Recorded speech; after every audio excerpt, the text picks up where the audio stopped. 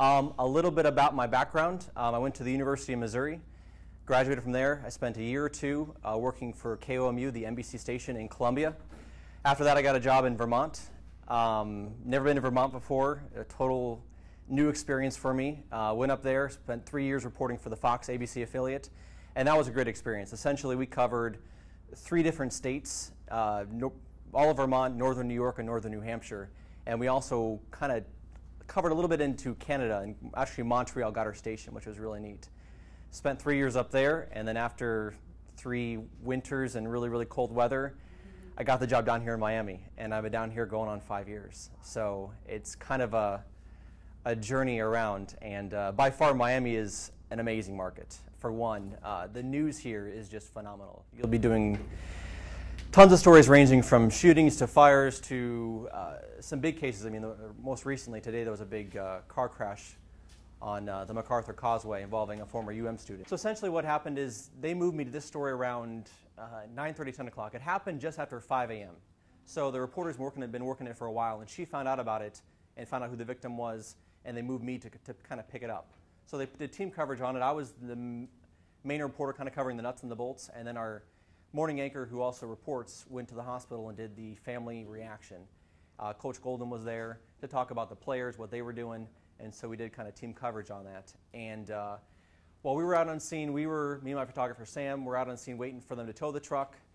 They sent another photographer ran us video and sound that the other photographer got earlier, and then another photographer ran us video from the club that he was at the night before. So in the news business, it's a lot of teamwork. Essentially, we had 2 or 3 crews helping us do this one story. I got to writing the story around, I would say, 11 o'clock or so. Sam had about, I'd say, 25 minutes to edit it because they had to drop in video. They had to also drop in some of him playing when he played at UM. They also had to drop in, I think, a tweet as well. Being in the communication business, communication is so important. And everyone's always talking. I think I talked to like 2 different producers plus all the different photographers that were coming in. And they literally threw the video out of the live truck when they were dropping off the video to us because MacArthur was just, it was already backed up, but there was kind of a scene where we are, so traffic was kind of slowing down. But, so kind of a crazy day, but it worked out pretty well. When you start in the business, you're going to start at a small market, which may sound, ooh, I want to go to like the big markets like Miami, Chicago, New York, LA, but actually the small markets are awesome. For one, they're the best place to make your mistakes.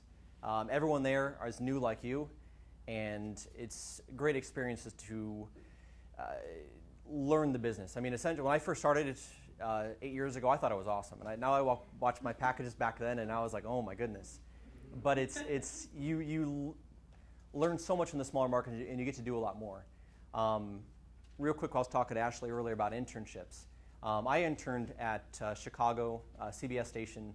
I was with the investigative department, which sounds awesome, and it was a great experience, but I didn't quite get as much hands-on that I would have in a smaller market. So like down here, maybe a Fort Myers or West Palm would be more ideal because you get to do a lot more stuff. If you entered at Local 10, you would still get to go out with reporters, do stand-ups, learn the business, but in the smaller markets, I guess there's fewer people, and they really need interns. Like interns, you're out there doing a lot more, which Local 10, you'll still get to do that, but the small markets, I think you'll get to do more of it. Just so stay positive and expect to work long, crazy hours. And it does have an impact on your life, don't get me wrong. I mean, right now, I'm live in 9 hours from now at 5 a.m. and I'll be getting up soon. So it's weird to think about it that way. But expect to work crazy hours and be flexible. If you're willing to go anywhere in the country, then you'll get a job right away. I mean, they're hungry for journalists in some of the crazier markets, and that's where sometimes you get some really good stories. But that's the thing, I was really flexible in where I'm willing to go. I mean, that's taking a hit on my family. My family's in Chicago. All my family's up north. So that was the most difficult part, is I've been away from them for the past 9 years, and I only see them like 3-4 times a year. So that was the difficult part, is being in Miami is terrific, but then being from my family, that's kind of, it's difficult, I'll be honest with you. But if you're flexible and you're willing to go anywhere, you'll do awesome. And then just stay positive, be willing to work crazy hours. The best advice, always say yes. I mean, whenever they need you to work or come and do something, say yes. There's a lot of no's in the business, and if you're one of the yes people, you will stand out big time.